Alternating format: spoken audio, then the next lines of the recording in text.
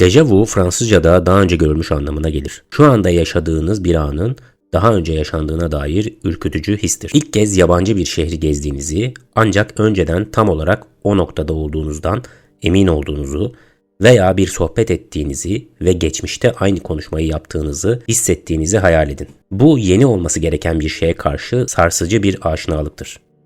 Bu deneyimde yalnız değilsiniz. Ne kadar yaygın olursa olsun dejavu bir bilmece olmaya devam ediyor.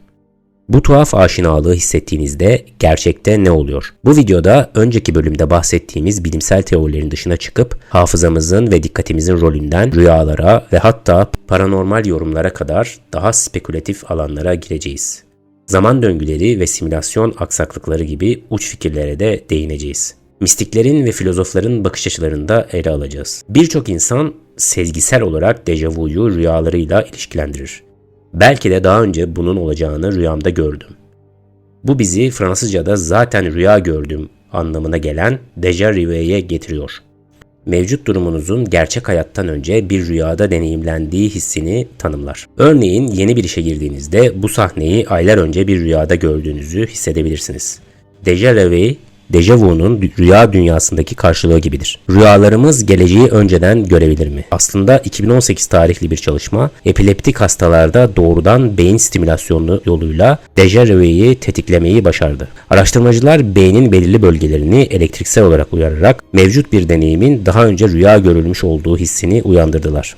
Bu beyinlerimizin rüyaların ayrıntılı kayıtlarını sakladığını, bu rüya anılarının doğru koşullar altında etkinleştirilebileceğini gösteriyor. İlginç bir şekilde çalışma belirli rüya anıları ve belirtilmemiş, belirsiz ve ürkütücü bir aşinalık da dahil olmak üzere farklı déjà vu türleri buldu. Tüm türler beynin hafıza merkezlerini içeriyordu ve bu hissin rüya içeriğini nasıl hatırladığımız veya tanıdığımızdaki bir tuhaflıktan kaynaklandığını ima ediyordu. Laboratuvarın dışında sayısız insan ön sezili rüyalarla ilgili anekdotlara sahip. Belki yıllardır görmediğiniz bir arkadaşınızı rüyanızda gördünüz ve ertesi gün beklenmedik bir şekilde sizi aradılar. Bu tür hikayeler şans eseri veya başka bir şey nedeniyle olsun tarih boyunca kaydedildi.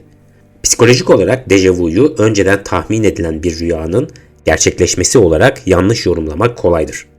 Önemli bir ayrım, gerçek dejavu bir olay gerçekleşirken onu yeniden yaşadığınızı hissetmenizdir. Oysa önceden tahmin edilen bir deneyim ne olacağını önceden bilmeyi içermektedir. Sırada ne olacağını biliyorum hissine kapılırsanız ve bu sonra gerçekleşirse bu tam anlamıyla dejavu değildir.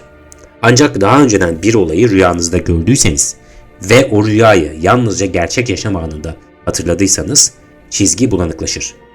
Bu déjà vu veya sadece rüyanın gerçeklikle uyuştuğu bir örnek olarak tanımlanabilir. Peki rüyalar geleceği öngörür mü?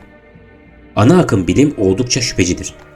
Kehanet rüyaları için kanıtlanmış bir mekanizmamız yok ve birçok varsayılan durum, tesadüf, seçici hafıza veya zihnimizin belirsiz bir rüyayı daha sonraki bir olaya yaratıcı bir şekilde bağlamasıyla açıklanabilir. Yine de fikir yadsınamaz derecede büyüleyici ve kalıcıdır.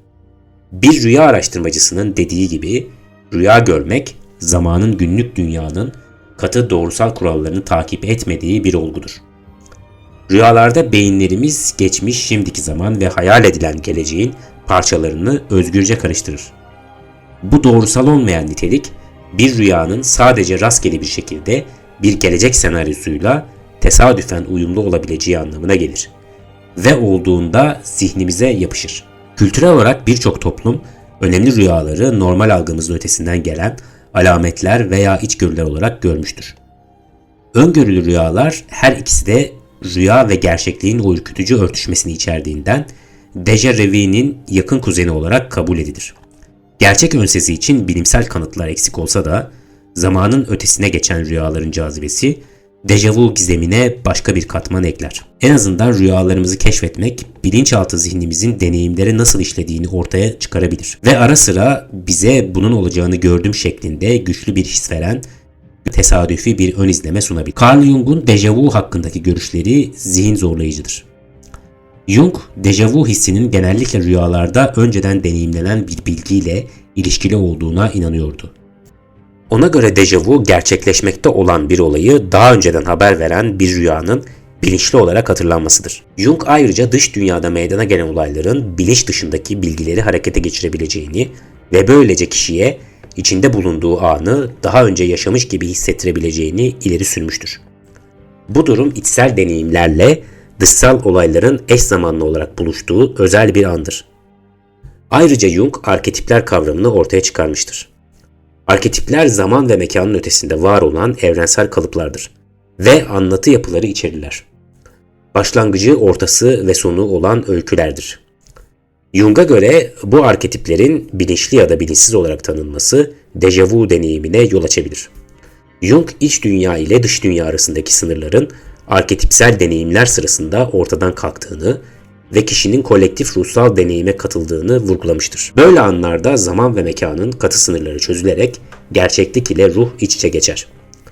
Son olarak Jung, dejavuyu eş zamanlılık kavramıyla ilişkilendirerek kaderin açığa çıktığının bir işareti olarak yorumlar. Bu açıdan dejavu, şimdiki zamanın zaten var olan içsel bir hikaye ile kusursuz biçimde örtüştüğü özel anlardır. Bilimsel ve psikolojik açıklamaların ötesinde dejavu bir dizi paranormal, metafizik ve bilim kurgu teorilerine ilham kaynağı olmuştur. Bu fikirler geleneksel bilimin dışına çıkar. Ancak üzerinde düşünülmesi ilgi çekicidir. Özellikle de dejavunun bir aksaklık olarak yazılamayacak kadar canlı veya ürkütücü olduğu anlar için. En ilgi çekici spekülatif açıklamalardan bazılarını inceleyelim. En eski paranormal yorumlardan biri ön sezi ve duru görüdür. Bu da dejavunun bir tür psikik deneyim olduğudur. Bu görüşe göre anın tanıdık gelmesinin nedeni onu önceden bir ön sezi aracılığıyla görmüş olmanızdır. Bu dejavuyu esasen ön sezi, yani bir olayın önceden bilinmesi veya duru görü olarak ele almaktadır. Bu yeteneklere inanan biri için dejavu, mevcut durum hakkında daha önce sahip oldukları bir vizyona veya sezgiye geri dönüş olabilir. Belki de bilinçaltı bir seviyede zihin veya ruh gelecekten bilgi alabilir ve gelecek geldiğinde bir anıyı hatırlamak gibi olur diye savunuyorlar. Bunun olacağını biliyordum havasıyla dejavu genellikle bu inançlara dahil edilir. Parapsikolojide psikik fenomenlerin incelenmesi konusunda araştırmacıların kontrollü koşullar altında önceden bilişi test etmeye çalıştıklarını, ancak sonuçların ikna edici olmadığını belirtmekte fayda var. Bilim kurgu yazarları ve bazı ileri görüşlü fizikçiler, dejavunun zamanın kendisinin kesinlikle doğrusal olmamasının bir yan etkisi olabileceğini ileri sürdüler. Ya zaman döngüye girebiliyorsa veya olaylar geriye doğru dalgalar gönderebiliyorsa.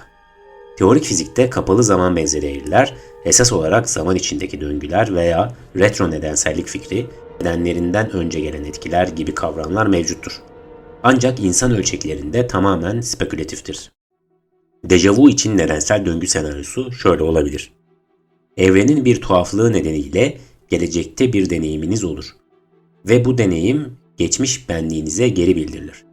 Belki bir rüya veya vizyonda. Zaman çizelgeniz o ana yetiştiğinde bunu daha önce gerçekleşmiş gibi hissedersiniz. Çünkü bir anlamda gerçekleşmiştir. Sadece sırasızdır. Zaman paradoksları genellikle olayların tutarlılığını araştırır. Klasik geçmişe bir mesaj gönder paradoksu gibi.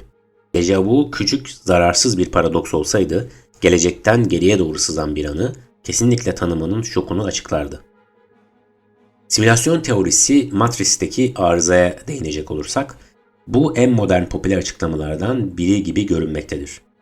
Bu da bir simülasyonda yaşadığımızdır ve dejavu bu yapay gerçeklikteki bir arızadır. Bu fikir popüler kültüre büyük ölçüde The Matrix filmi sayesinde girdi. Burada dejavu, siyah bir kedinin 2 kez yürüdüğünün görülmesi şeklinde yer almıştır.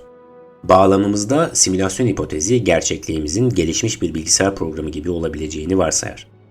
Program normalde sonsuz çalışır. Ancak ara sıra aksar veya bir diziyi tekrarlar. Ve biz bilinçli varlıklar tekrarı dejavu olarak fark ederiz. Bazı insanlar bir video oyunu benzetmesini bile kullanır. Bir video oyununda olduğunuzu ve bir kontrol noktasına geldiğinizi hayal edin. Eğer ölürseniz ve o kontrol noktasında yeniden canlanırsanız, sahneyi daha önce gördüğünüzü bilerek tekrar oynarsınız. Sinir bilimciler beynin matrisinin aksadığını, yani içsel bir hataya sevk ettiğini söyleyebilirler. Ancak simülasyon teorisinde evrenin matrisinin aksadığı da söylenmektedir. Spiritüel alanda daha da ilerleyecek olursak, Reenkarnasyon, insanların dejavuyu açıklamak için kullandıkları bir diğer çerçevedir. Ruhlarımızın veya bilincimizin birden fazla yaşam yaşadığına inanıyorsanız, bu yaşamdaki yoğun bir aşinalık önceki bir yaşamdan taşmış olabilir. Örneğin hiç gitmediğiniz bir ülkedeki eski bir şatoyu ziyaret etmek, belki de geçmiş yaşamınızda benzer bir şatoda yaşadığınız için dejavuyu tetikleyebilir. Geçmiş yaşamların ayrıntılı anılarına sahip çocuklar veya bireyler hakkındaki hikayeler, folklor bol miktarda bulunur. Ancak kesin kanıtlar belirsizdir. Duru görü sıradan algının ötesinde net görmeyle açıklanır.